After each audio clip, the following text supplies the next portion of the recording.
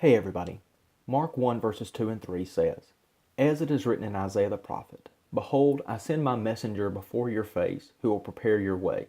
The voice of one crying in the wilderness, Make ready the way of the Lord, make his paths straight."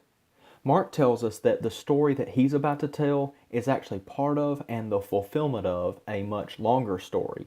And he shows us that by citing a prophet who prophesied 750 years before the story that Mark is about to tell actually began. Isaiah had prophesied that God was going to bring judgment on his people because of their sin and because of their rejection of him as their king. But then Isaiah promised that there would come a day of comfort because a voice would cry out in the wilderness and he would prepare the way of the Lord, and the glory of the Lord would again be seen among his people. And that's what Mark quotes in Mark 1 verse 3. That's the Isaiah prophecy that he's referring to. But he actually prefaces that with a quote from Malachi chapter 3. And Mark quotes it as, "Behold, I send my messenger before your face who will prepare your way." And so what Mark wants us to look for in the coming verses is that God is going to send a messenger. We're looking for that messenger who's the voice that's crying out in the wilderness. And he is preparing the way for someone.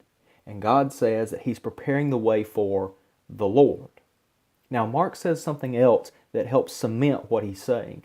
In 1 verse 2, when he quotes, "Behold, I send my messenger before your face who will prepare your way," he's quoting from Malachi chapter 3, but that's not exactly how Malachi chapter 3 verse 1 reads.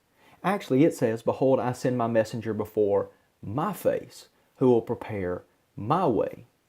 And who is it that's speaking through Malachi in Malachi chapter 3? It's God himself. It's Yahweh. It's the God of Abraham, Isaac, and Jacob. And so what Mark says in Mark 1, 2, and 3 is that God is going to send a messenger who's going to prepare the way for the Lord that spoke through Malachi, for the Lord that spoke through Isaiah. And that puts us on the edge of our seat, waiting in anticipation to see who is it, how is it that God is going to come. But first, we're looking for that messenger. We're looking for the voice crying out in the wilderness. Who's he going to be? And what's his message? How does he prepare the way of the Lord? And Lord willing, that's exactly what we'll see tomorrow.